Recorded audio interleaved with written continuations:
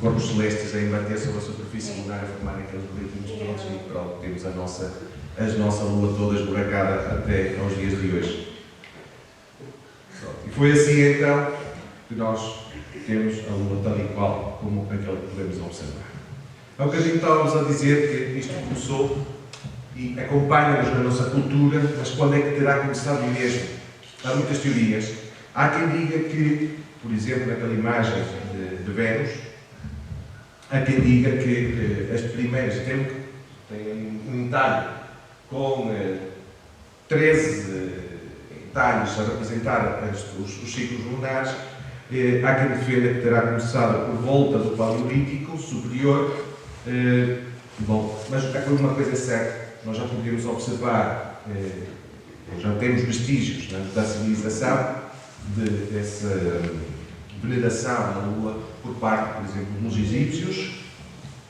Podem ver na imagem superior, o rei a rezar a Lua, o rei da Babilónia, uma civilização que já desapareceu. Contudo, no século IV, no século V a.C., Anaxágoras tentam revolucionar um bocado o pensamento da altura, tirar um bocadinho de misticismo sobre a Lua e tentar colocar alguma racionalidade sobre o assunto. Dizendo então que a Lua, podem observar aquela frase, era um corpo rochoso e montanhoso. Posso-vos dizer que isto valeu a prisão e o exílio.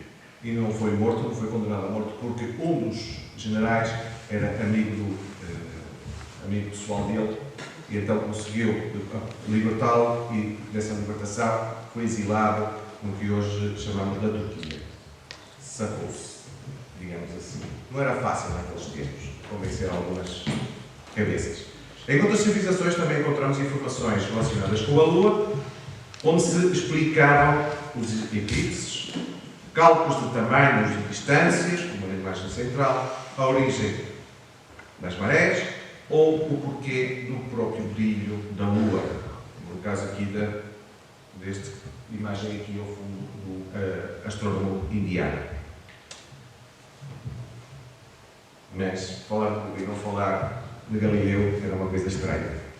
Portanto, Galileu, digamos assim, com a revolução científica, com a utilização do telescópio, que é o objeto que vocês podem ver ali, permitiu, claro que não era tão sofisticado na altura, Galileu, o telescópio dele era mais rudimentar, permitiu então realizar as primeiras observações próximas daquele objeto celeste e foi o primeiro a criar detalhes sobre aquilo que estava a observar e fez aqueles desenhos daquilo que estava a observar, as crateras, as montanhas da Lua.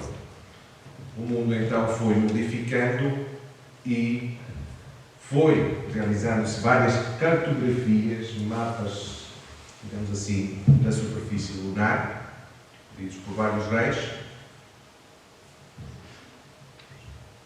na altura. Após a Segunda Guerra Mundial, inicia-se então o que nós chamamos de a corrida ao espaço, e em particular a Lua, entre duas superpotências, os Estados Unidos. Vocês podem ver ali as bandeirinhas, naquela imagem, as missões que foram realizadas, e a ex-União Soviética, as bandeirinhas vermelhas, podem ver ali nos lados, naquela imagem mais à direita. Começou então a corrida. Vamos lá ver. Então, algumas coisinhas, mais para o final da corrida, não tínhamos que falar daquelas missões todas, e são muitas. E nós não temos tempo, senão o diretor daqui a nada chupa-nos daqui para fora e diz assim: olha, quero fechar a escola.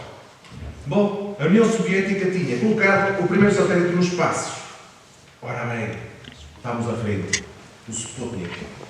E o primeiro animal em órbita, a cadeira laica, em 1957. A primeira sonda colidiu com a Lua e a primeira fotografia do lado mais afastado da Lua foram realizadas pelos russos. Os russos continuavam, aliás, os soviéticos continuavam à frente, era a União Soviética na altura. Continuavam à frente, 1959. Em 1961, coloca o primeiro homem no espaço, Yuri Gagarin. Em 1963, coloca a primeira mulher no espaço, Valentina Tereshkova. O primeiro passeio espacial, o astronauta sair da sua aeronave, dar uma voltinha pelo espaço e voltar à aeronave, foi feito também pela União Soviética em 1965. O cosmonauta chamava-se Alexei Leonov.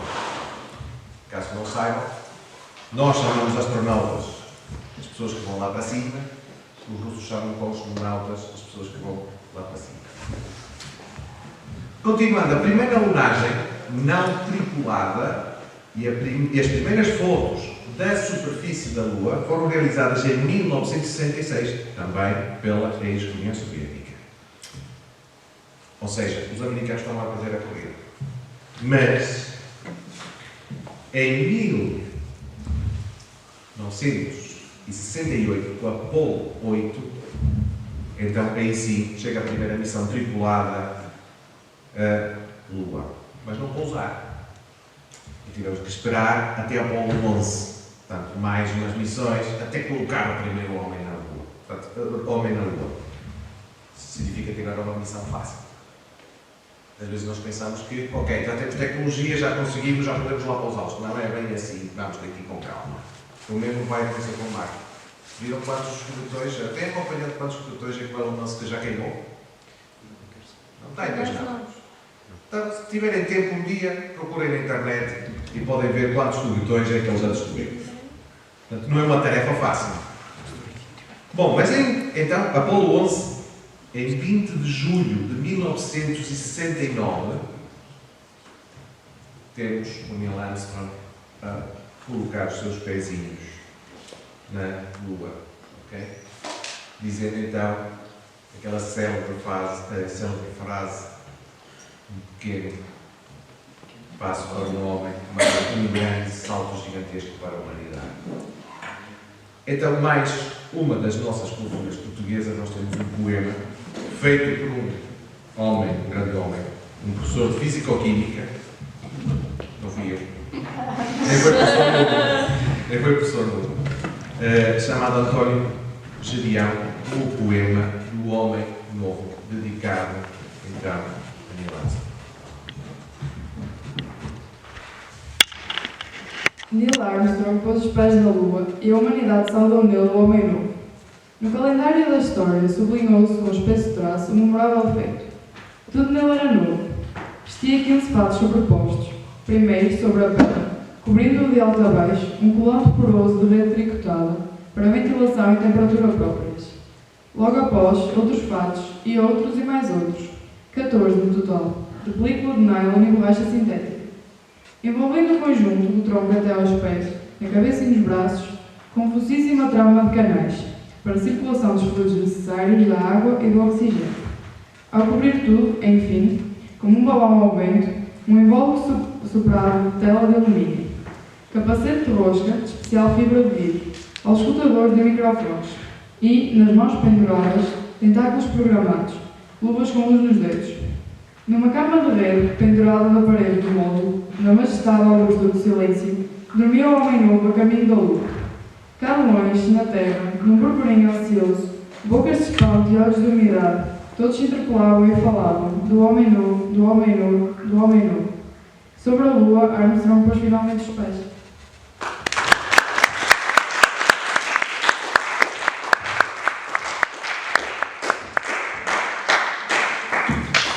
Obrigado, Maria Manuel.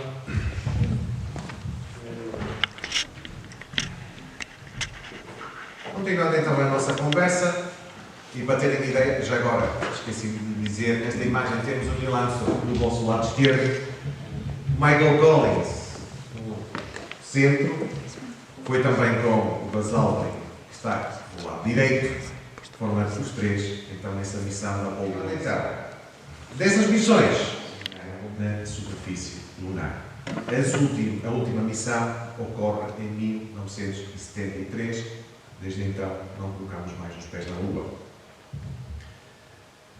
As curiosidades. Várias naves e veículos foram lançados para a Lua desde então. Apesar de termos colocado lá os pés, muitas aeronaves já foram até a Lua. Outra também curiosidade, as comunicações demoram mais ou menos 1 minuto e 27 segundos a chegar à Lua. Outro pormenor é que a Lua está a afastar-se da Terra a 4 centímetros por ano. Muito devagarinho. A poeira lunar é capaz de entrar nos pulmões e provocou febres estranhas a todos os astronautas que pousaram na Lua. Mas recuperaram, tiveram assim sequelas, digamos assim. Portanto, é uma das coisas que nós, civilização, querendo retornar à Lua, vamos ter que ter em conta. Vão ter que, se calhar, andar de máscaras como na altura do Covid. Veremos. Outra curiosidade é que existem evidências científicas de água na Lua. Também a Lua tem uma ténue atmosfera que se forma na parte exposta ao Sol e depois cai completamente à superfície na noite lunar. Portanto, também tem atmosfera. Existe água e outros elementos químicos que podem ser usados para propulsão, energia, entre outros, com, obviamente, o interesse e a intenção de estabelecer uma base lunar para a investigação, posto de serviço para missões mais alargadas, como, por exemplo, ir a Marte. Portanto, vamos ali abastecer, depois podemos continuar a nossa viagem em direção a Marte, e também para a exploração. Isto, qual é o interesse? Obviamente porque existem diversos minerais de grande importância que podem ser utilizados para o desenvolvimento da nossa civilização, visto que os recursos na Terra não são infinitos. Portanto, nós vamos ter que ser forçados de uma forma mais ou menos rápida até que ir buscar recursos lá fora.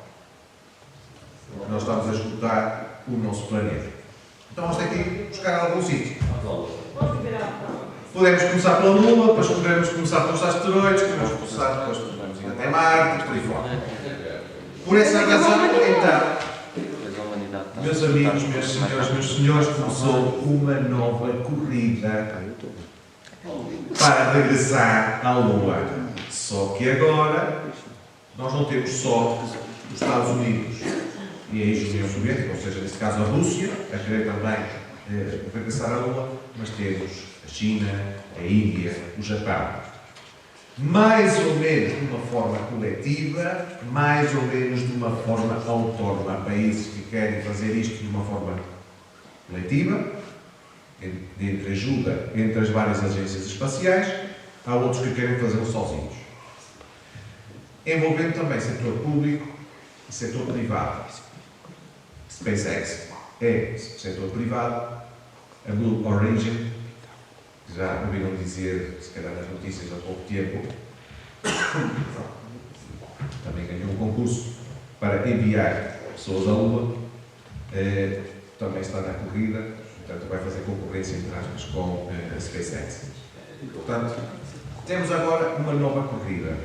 E isto tudo porque nós queremos ir buscar materiais que são necessários, recursos que nós precisamos para o desenvolvimento de novas tecnologias que requerem bastante daqueles materiais, como, por exemplo, os telemóveis, os computadores, equipamento médico e outros dispositivos eletrónicos. Bom, mas vamos nos centrarmos no nosso tema, que é o lado escuro da Lua, lembrando um pouco esse tal lado lunar.